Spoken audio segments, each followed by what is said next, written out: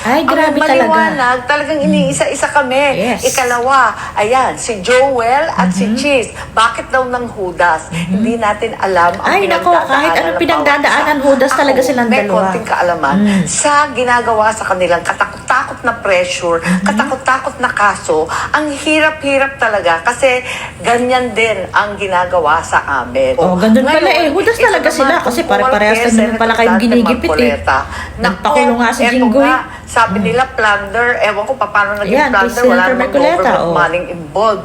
Totoo ang balita na nag-aaway-away sa krame at walang gustong mag-serve Oh, ng arrest abay, nagbabanta ang iglesia eh. Ayaw kasi talagang Oh, eto pa. lumabas ang buong katotohanan tungkol sa True. massive corruption that has been going on for the last 4 years. Yes, And yung pinagtatakpan simbolo ng talaga massive nila. corruption na yan ay nasa flood control. Doon sa inyo na nagtataka bakit ako inaaraw-araw ni Senator Lacson. Ni Pinky. Di ba nasabi ko na kasi nabuko sila eh. Yes, bukong-buko yan si kasi kung Pinky. susundan Tumandang nyo, paurong yan eh. kung kaya nyo yung ibang mga video at mga statement ni Senator Lacson, dumating ang point, siya na yung sumasagot eh. Yes, kitang-kita yan. Trending nga siya dun eh. Sinabi ng mga witness, siya na yung sasabing, Siya yung sumasagot. etong witness na to, okay, eto hindi, eto credible, eto hindi.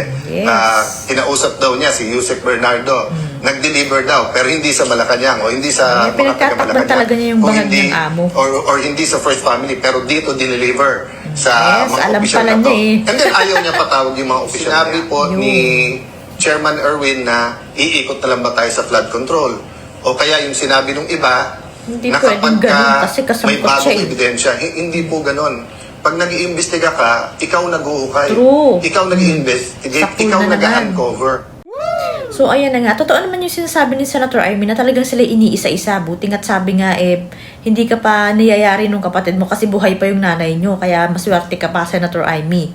Pero sa mga bira mo pa lang na yun, pwede ka na rin nilang ipatira eh. Tapos yun nga, yung sinasabi niya na parang alam niya kung ano yung ibang mga ginagawang panggigipit. Tapos yun nga kung bakit doon naghudas si Cheese at saka si nako kahit anong paliwanag yan, hudas talaga sila. Yun pala pare-parehas kayong ginigipit, ba't naghudas sila, ba't kayo hindi, di ba? Yun lang yun.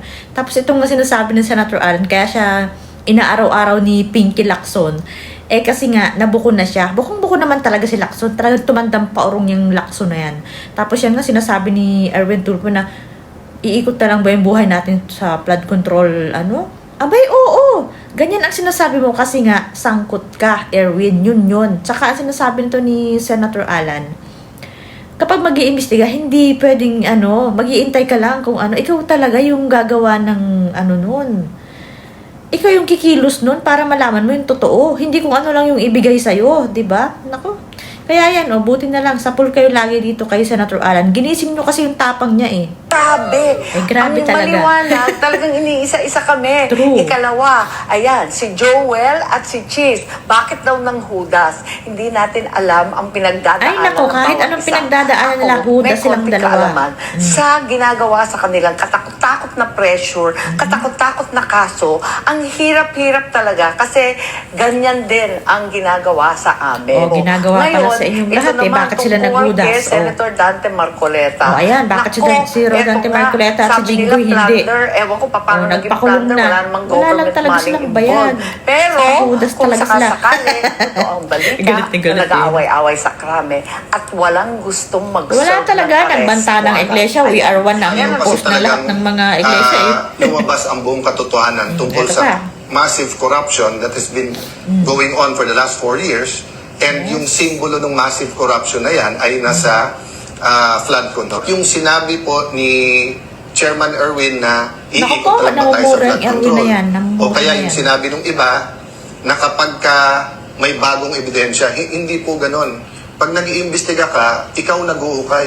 Ikaw nag-investigate, ikaw nag-uncover. Wala kasing alam yan, puro daldalan Kahit eh. sino po sa amin mga senador, congressman, basta neutral lang neutral lang. Wag lang talaga maging Tuta, alagado or aso or tuta ng Malacanang. True.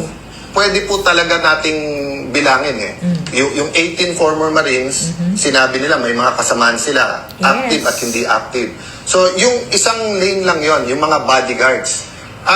May magandang point yung sinabi sa akin ng isang public official din. Sabi niya, Sen, bakit ba ang daming debate kung Yes. may katotohanan o At wala? hindi nila So hindi pa alamin niya muna. sinasabi kung Sobrang totoo o halata, hindi obvious. yung testimony nung 18 Marines. Ang sinasabi niya lang, ba't may debate pa kung True. kung yung mga former bodyguards o Yes, former halatang Marines halata. ay pwedeng mag-deliver o hindi? Eh si Zaldico na mismo nagsabi na marami siyang pinadeliveran. Di ba? And everyone agrees that former Congressman Zaldico is in the center of this. True. So hindi ko pa sinasabi na conclusive siya ang mastermind or kumbaga sa gera siya ang isa sa pinakamalaking general, but we all agree whether we believe what he said or hindi that he's in the center of that. At siya na nagsasabi nga na yung mga nilikom niya ay hindi para sa sarili niya at may True, mga dinideliveran pinagdeliveran niya. Eh, ay imposible naman mag-isa siya nag-deliver. True. So, going back to my point, that's one area to follow. Okay, number 2, dami pang public officials. Yes, ang dami na banggit. nakasangkot. So, dun sa inyo na nagtataka bakit ako inaaraw-araw ni Senator Lacson. Ni Pinky. Diba, nasabi ko na kasi nabuko sila eh. Yes, bukong-buko si kasi kung Pinky. susundan Tumandang nyo, paurong ang kung walang kaya nyo niya. yung ibang mga video at sa mga statement ni Senator Lacson, dumating ang point, siya na yung sumasagot eh. Yes. Siya na nag-i-interpret kung ano Halatang sinabi halata. ng mga witness. Siya na nagsasabing, etong witness na to, okay, eto hindi. Eto credible, Yes. eto hindi. Kinausap daw niya si Yusek Bernardo. Nag-deliver daw, pero hindi sa Malacanang o hindi sa diba? mga taga-Malacanang. Pinagtatakot Kung kasi hindi, yan yung amo or niyang bangag. hindi sa first family, Ang laki pero daw kasi dito ng binigay deliver din ng election sa mga opisyal na to. And then ayaw niya patawag yung mga opisyal na yan. Napakaraming leads. So ang question lang, gagawin natin ba to o hindi?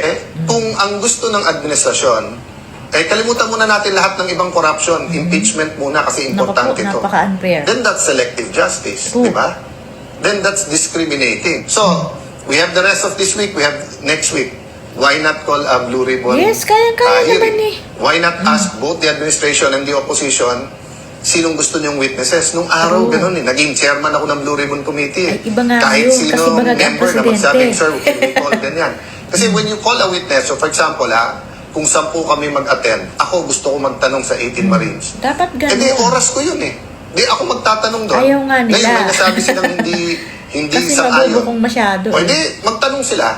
Kaya nagtataka nga ako kay Senator Erwin, ba't nagpo-comment pa about the 18? Eh sabi niya, Namumuro na yung Erwin mag-i-invite na siya. yan. At si Senator Pangilinan na dapat ang mag-hearing dyan. Pero kung sasabihin niyo, oy, tapusin natin impeachment, wala mo ng Blue Ribbon hearing. Ay. Sandali lang. Paul. Napakalaki, mas malaki yung pinag-uusapan Yes, nating totoo amounts yan. eh. Sobra Diba? talaga. Kasi nga, parang bundok versus... Pag hindi pabor sa kanila, pag-usapan wala sa kang maasahan. impeachment, hindi ko mamaliitin yon. Mm. Pero kung ano man ang pag-uusapan natin sa corruption compared sa impeachment, it is at the very least as important. But in terms of volume of the money lost, napakalayo. Diba? So, ayan na nga yung sinasabi ng Senator Armin na grabe talaga, iniisa-isa sila. Yun naman pala pare-parehas naman pala kayong ginigipit. Bakit nga naghudas yung dalawa? O talagang hudas lang silang dalawa, wala silang bayag at wala silang paninindigan. Yun lang yung Senator Amy. At saka, totoo pala talaga yung sinasabi na pinalabas na lang siguro nila na wala daw namang talagang warrant para si Senator Marcoleta. Yun naman pala walang gustong mag-serve,